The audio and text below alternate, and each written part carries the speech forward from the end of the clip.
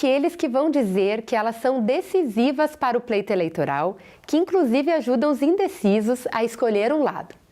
Tem outros que acham que elas só atrapalham e ainda por cima erram feio no resultado das eleições. O assunto é polêmico mesmo. E aí, será que dá para confiar nas pesquisas eleitorais? Quem vai nos ajudar a responder esta pergunta é o sociólogo, doutor em ciência política, João Inácio Pires Lucas. As pesquisas eleitorais, elas são confiáveis, mas também depende de como elas são elaboradas, né? E eu diria assim que muitas vezes as pessoas elas dizem que nunca foram entrevistadas, como que 600 pessoas, 2.000 pessoas podem falar por populações de milhares e milhões, né? Então é importante, né, começarmos discutindo sobre a elaboração das pesquisas, né? Como qualquer pesquisa, como qualquer espécie de estudo, investigação, né, podem ter os bons e podem ter aqueles que não são tão confiáveis. Então nós vamos depender sempre, né, de protocolos científicos, no sentido, né, de duas palavrinhas assim que as pessoas também conhecem. Como é elaborada a amostra e a pesquisa eleitoral, ela é uma pesquisa que dificilmente será um censo, ou seja, como o IBGE faz com toda a população. Então o delineamento, né, a formação, a seleção de uma amostra é um protocolo fundamental para a confiabilidade da pesquisa. Temos, né, então, o uso da estatística, né, e nós temos diferentes formas de delinearmos, diferentes formas de realizarmos a amostra. As amostras científicas, elas não dependem só da quantidade, e nós temos cálculos para a verificação de quantas entrevistas devem ser feitas, né? Levando em consideração também aquelas palavrinhas que todo mundo já ouviu falar, o erro amostral, o intervalo de confiança. Né? E as pesquisas em geral, elas precisam ter assim, erros amostrais baixos, até para poderem ter algum tipo de assertiva, e também elas precisam ser confiáveis do ponto de vista de um intervalo. Mais ou menos como se nós fôssemos fazer a pesquisa 100 vezes, em 99 delas ou em 95, elas ficariam dentro do erro amostral.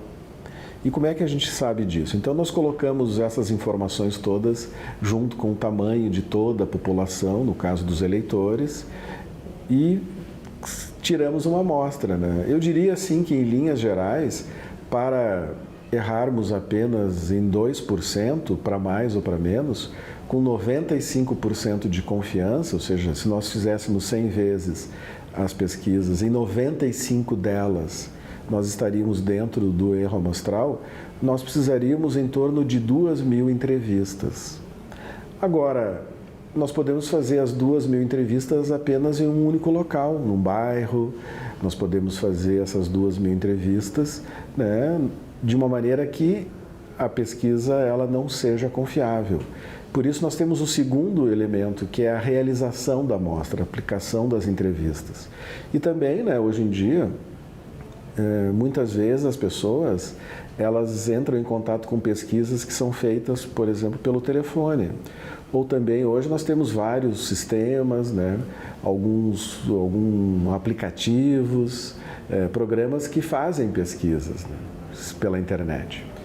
Né? Ou seja, a pesquisa eleitoral é a pesquisa que ela pode ser feita nessas outras plataformas, pode, mas em termos da representatividade do eleitorado, nós precisamos fazer, as pesquisas mais confiáveis são aquelas feitas face a face, com a figura de um entrevistador, uma prancheta, um crachá, né, se identificando para o entrevistado. E no caso, né, pessoal, a realização da amostra, ela também pode ser feita de diferentes maneiras. Nós podemos ir para a frente de um supermercado, dentro de um shopping, nós podemos ir a uma praça movimentada do centro da cidade, podemos fazer mais num bairro, menos no outro, e isso também é fundamental, ou seja, a garantia da representatividade também é com a realização da amostra feita em diferentes locais, no sentido de que possamos, até quase de maneira aleatória, selecionar os entrevistados. Por exemplo, muitos institutos de pesquisa, eles fazem uma amostra induzida, não aleatória, porque eles têm assim cotas de pessoas em relação ao sexo, em relação à idade, em relação à escolaridade, e os entrevistadores saem à cata dessas pessoas, né? Esse não é um método mais científico, ele pode ser o mais rápido, mas ele não é o mais científico, né? O mais científico é aquele como o IBGE faz, ou seja, nós pensamos e pegamos os setores censitários e os setores censitários do IBGE, nós fazemos todo um levantamento dos domicílios, batemos de porta em porta e entrevistamos as pessoas de acordo com uma tabelinha que elas têm. Eu diria que esse é o método de elaboração mais confiável.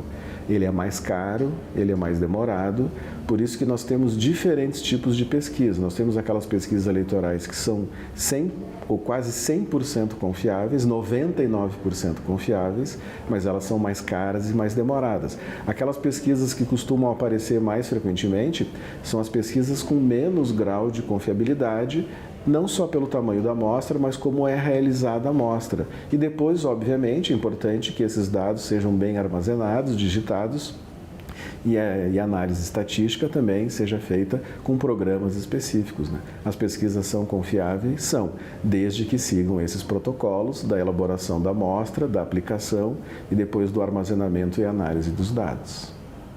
O tema é cativante mesmo, né? Confiar ou não nas pesquisas eleitorais? O importante é que você, eleitor e eleitora, fique atento e acompanhe seu candidato ou candidata. Saiba quais são os projetos de governo para o país, para o Estado. Conheça de fato quem você quer que te represente no Parlamento Nacional. A informação é o melhor aliado na busca pela melhor escolha. A gente fecha este módulo do projeto Nosso Voto, Nossa Voz e já te adiantamos que as fake news estão na pauta do próximo módulo. A gente super te espera. Até lá! Nosso voto, nossa voz.